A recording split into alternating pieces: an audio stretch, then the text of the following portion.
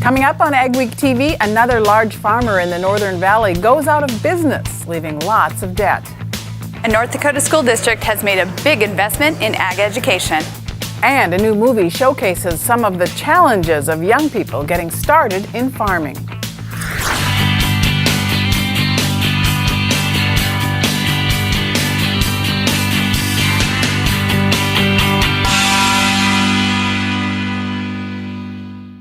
Welcome to AgweekTV. I'm Rose Dunn. A large-scale farmer in the Stephen, Minnesota area has gone out of business, leaving lots of debt behind.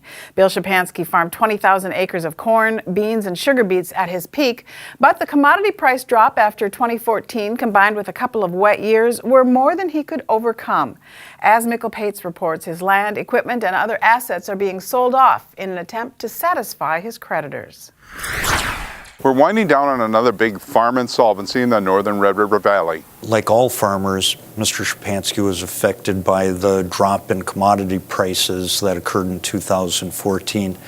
But that drop in commodity prices affected farmers up in this area probably even more, because they experienced very wet conditions, in particular in 2015 and 2016. And that hurt a lot of farmers. The Bill Sczepanski insolvency isn't as big as the MCM case, but it has a huge impact on this region.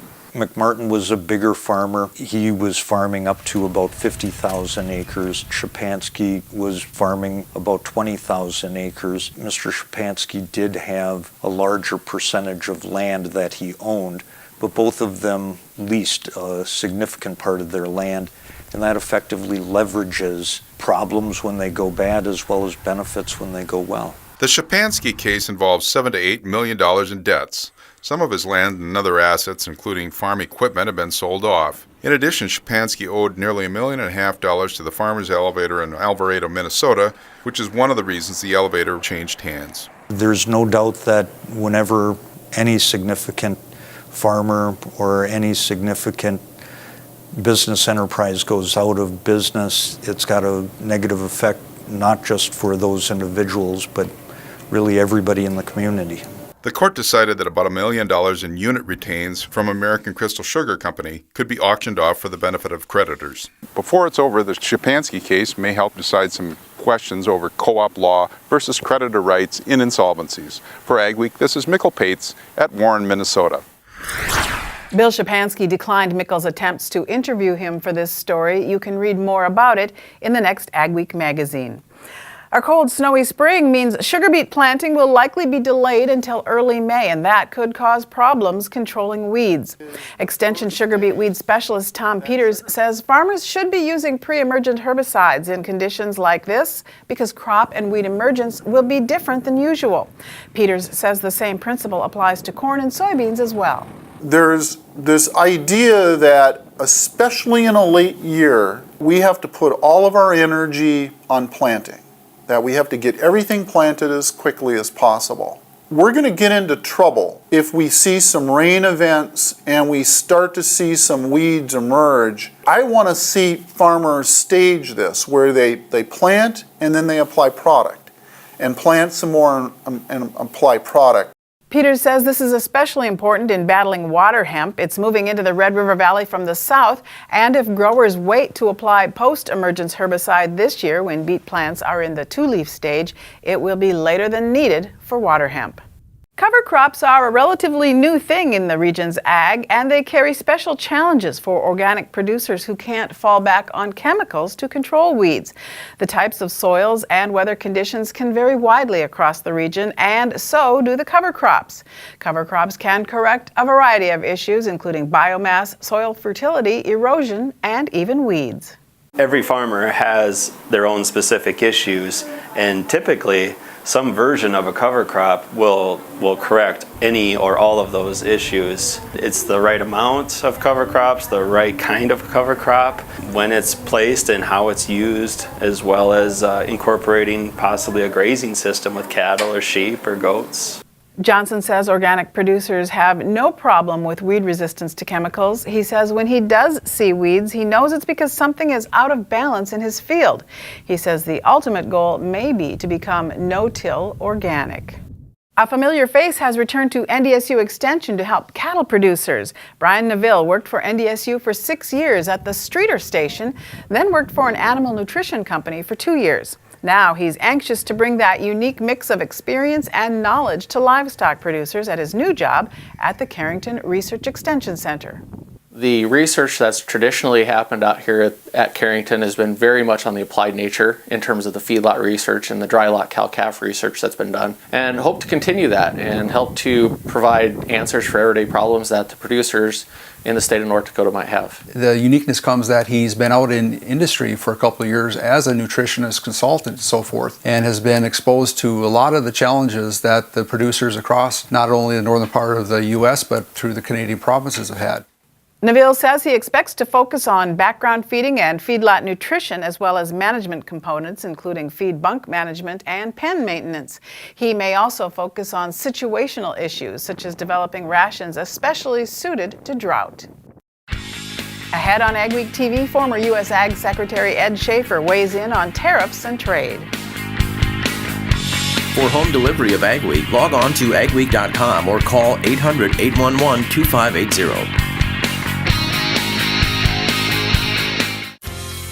Advanced Grain Handling is your regional dealer for grain handler dryers, bins, and accessories. With Grain Handler's continuous mixed flow drying systems, you're capable of high levels of grain dryer efficiency on all types of grain, including seed grain. Advanced Grain Handling also carries West Steel's quality stainless steel products for on-farm and commercial grain storage solutions. Advanced Grain Handling has licensed and trained service techs and a licensed electrical shop. Get a hold of Chad Kylo to find the perfect solution for your farm.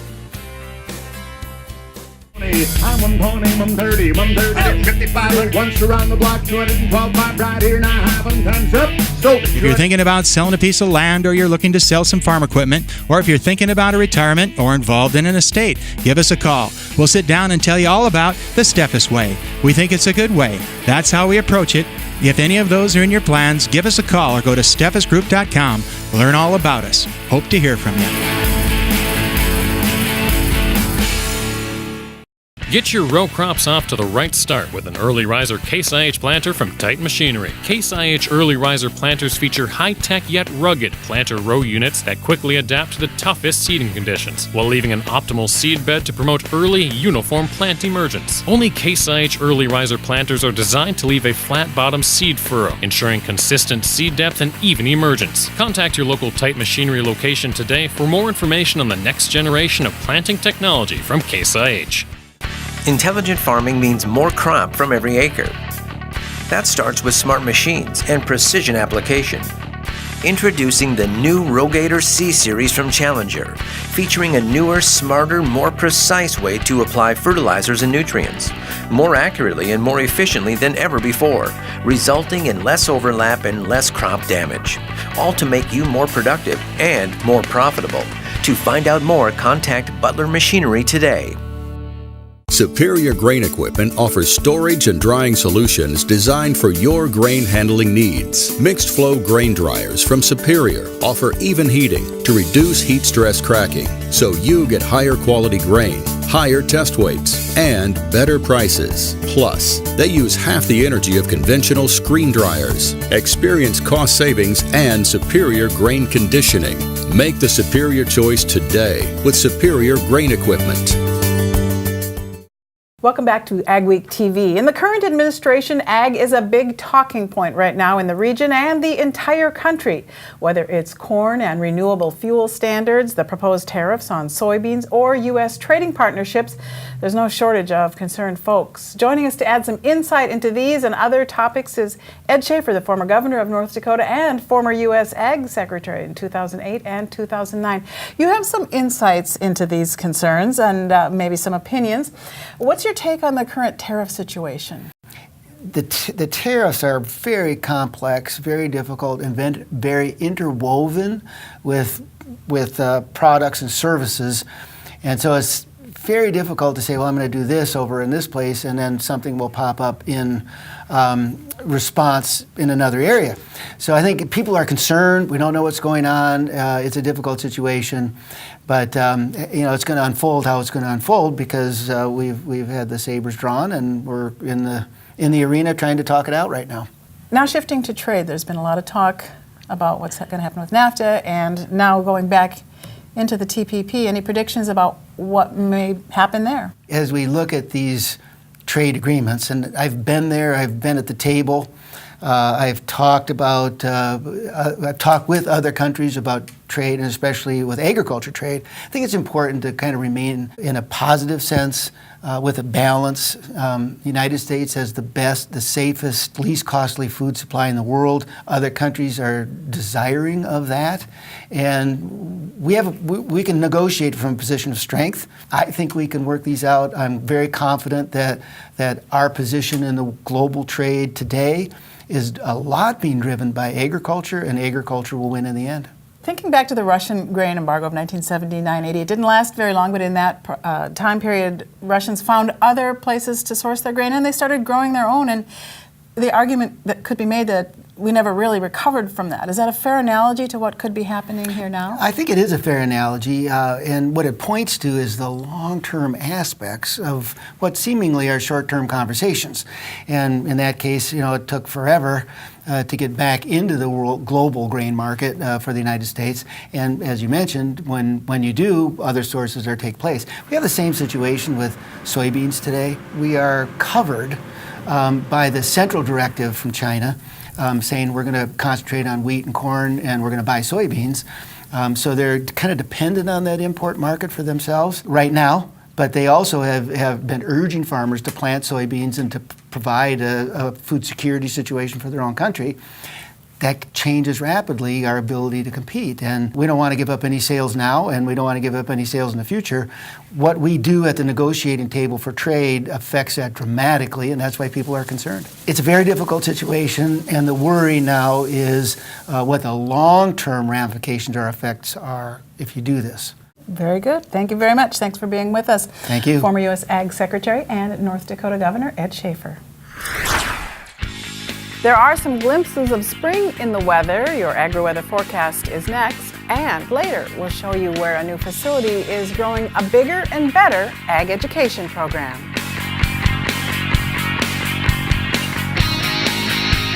Get ready for the biological revolution. Agzyme by Ag Concepts is the leading biological soil enhancement product on the market today. Agzyme improves soil health and fertilizer efficiency for healthier crops and better yields. Definitely is making a difference. I really feel that it gives me a bump in the soybeans and corn. I would say 55 up to 70 bushel soybeans. We've even had as high as 75. Probably the best bang for your buck. Join the biological revolution with Agzyme by Ag Concepts. Levosol is the most advanced nutrient efficiency solution, making phosphorus, zinc, and other key micronutrients more available to the plant. With 3 modes of action, it unlocks the nutrients in the soil. It makes the nutrients that it's applied with more available, and it is mobile in the plant for season-long activity. For more information, talk with your agronomy partner or visit wcdst.com.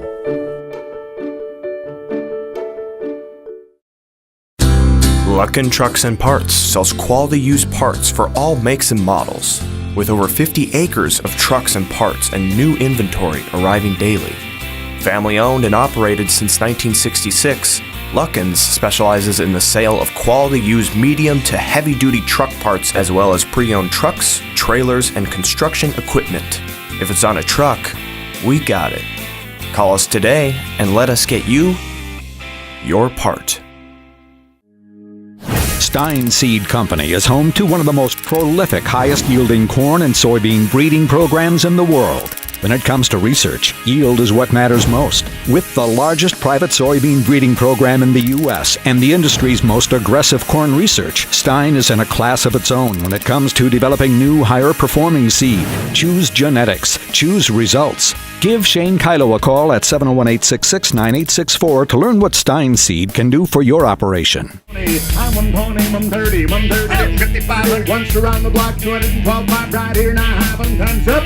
So if you're thinking about selling a piece of land, or you're looking to sell some farm equipment, or if you're thinking about a retirement or involved in an estate, give us a call. We'll sit down and tell you all about the Steffes way. We think it's a good way. That's how we approach it. If any of those are in your plans, give us a call or go to steffesgroup.com. Learn all about us. Hope to hear from you. Going back to the middle of the week when yet one more significant snowstorm spun up out of eastern South Dakota and tracked across the Iowa-Minnesota border, adding to snow totals or creating new, the dark blue 6 to 12 inches. We've been having a tough time getting rid of our snow this winter. And as of middle of the week, there was still a lot of snow over the entire upper Midwest. Some bare spots, obviously, but it's really been hanging around. Now, a lot of this has melted. It is, after all, April. Most of the snowpack is retreating nicely to north of the jet stream, and two things are happening at once. We're at that point in the spring now where even on a cloudy day, it's just really hard to keep snow from melting. Even on a cloudy, chilly day, there's going to be some melting just because of solar radiation. The other thing that's happening is the jet stream has finally retreated again, and it's starting to show some signs of ridging over the United States, which is allowing the warmer weather to expand. Now, there'll be some fronts from time to time, but generally speaking, the Northern Plains region will be warm enough to be rapidly melting whatever is left of any snow piles throughout the week. Minor setback late in the week, but it doesn't look like anything major. And notice the increase of this layer of warm temperatures across the United States. Now, that will build back in after a modest cool down. And I don't expect any real hot weather into the Northern Plains, but generally a lot more near average weather. And there will be those warm days from time to time down south. Parts of Texas will likely have several rounds of 90-degree temperatures, although it won't be consistently that warm. Note by the end of the 2-week period now, we're about the 5th of May, starting to see southwest to northeast flow in the Northern Plains. That could bring some wet weather back to the region, maybe some storms. Here's what we're looking at this week. There will be a few shower systems passing through, and most of this will be fairly light. Of course, any additional rainfall, as we're trying to get the ground dried up and prepared for field work, is not necessarily what we'd like to see, but there are a few spots of the Northern Plains that could use a little bit of rain. Now, as we start to see the configuration of the jet stream change into the second week, we're going to begin to see the appearance of a southern jet. That could potentially set up a stormy pattern for the really parched area of the Southern Plains. More significantly, this southwest to northeast flow will likely produce wet weather in the Northern Plains in early May. Now, down south, where we're talking about a chance of thunderstorms almost 2 weeks out, that is significant because this is really the most severe drought in the United States right now, so that's a situation that does bear watching. Western Dakotas are a little dry as well. The rainfall coming not likely enough to make any big changes there. So a late April turnaround. Finally, the weather is returning to average, hopefully to give us some planting weather by sometime soon. Intelligent farming means more crop from every acre. That starts with smart machines and precision application. Introducing the new Rogator C-Series from Challenger, featuring a newer, smarter, more precise way to apply fertilizers and nutrients, more accurately and more efficiently than ever before, resulting in less overlap and less crop damage, all to make you more productive and more profitable.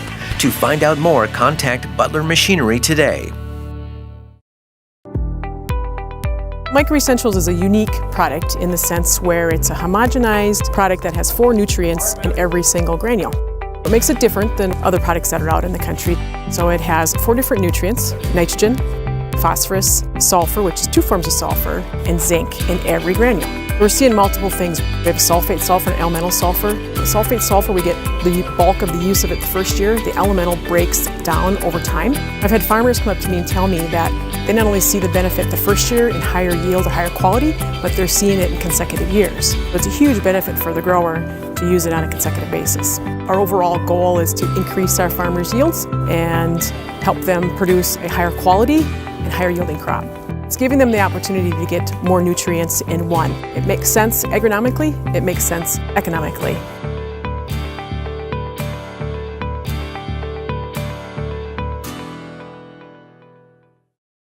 Get your row crops off to the right start with an early riser Case IH planter from Titan Machinery. Case IH early riser planters feature high-tech yet rugged planter row units that quickly adapt to the toughest seeding conditions, while leaving an optimal seed bed to promote early, uniform plant emergence. Only Case IH early riser planters are designed to leave a flat-bottom seed furrow, ensuring consistent seed depth and even emergence. Contact your local Titan Machinery location today for more information on the next generation of planting technology from Case IH.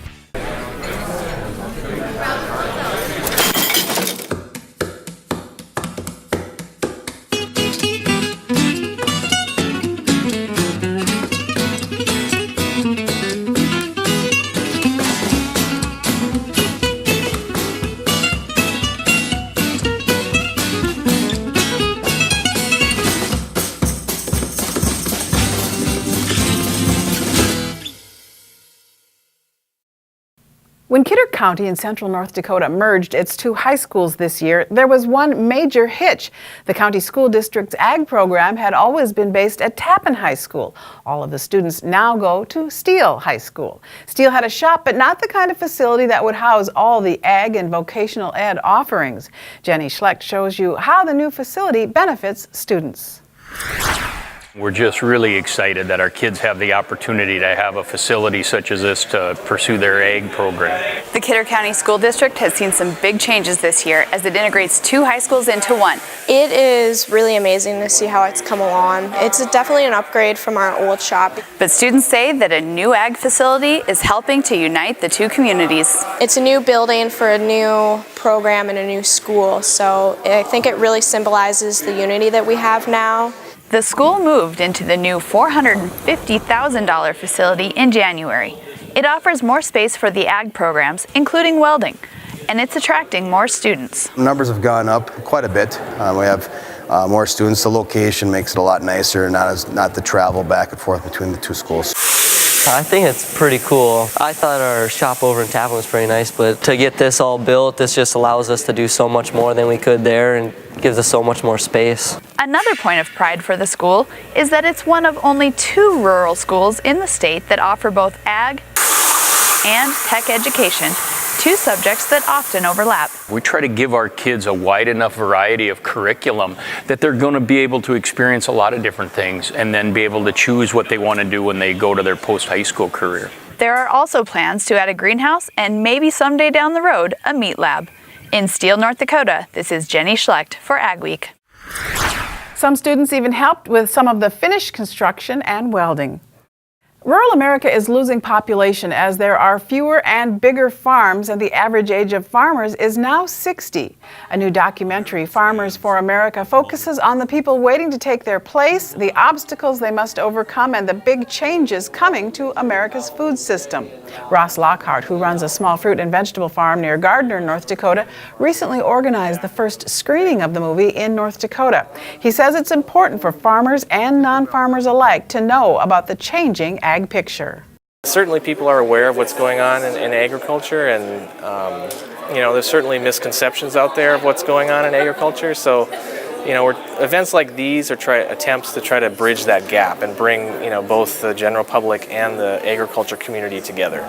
The screening was sponsored by the North Dakota and Cass County Farmers Union. There was also a panel discussion after the film. There will be more of these community screenings around the state. Contact the Farmers Union to see if there's one near you. I'm Michelle Rook here on the campus of South Dakota State University for the 90th Annual South Dakota State FFA Convention. Get ready for the biological revolution. Agzyme by Ag Concepts is the leading biological soil enhancement product on the market today. Agzyme improves soil health and fertilizer efficiency for healthier crops and better yields. Definitely is making a difference. I really feel that it gives me a bump in the soybeans and corn. I would say 55 up to 70 bushel soybeans. We've even had as high as 75. Probably the best bang for your buck. Join the biological revolution with Agzyme by Ag Concepts. Where do you go for the latest news in agriculture? Ag Week magazine. Reaching over 70,000 farmers and ranchers in North Dakota, Minnesota, South Dakota, and Montana. Ag Week provides the most up-to-date information on the markets, the trends, and the people who make it all happen. We're your source for news, not fluff. Dependable, trusted. Ag Week. Subscribe today by calling 1-800-811-2580. Every year, 40% of all food in the U.S. never gets eaten. 40%. That's almost half the food we produce.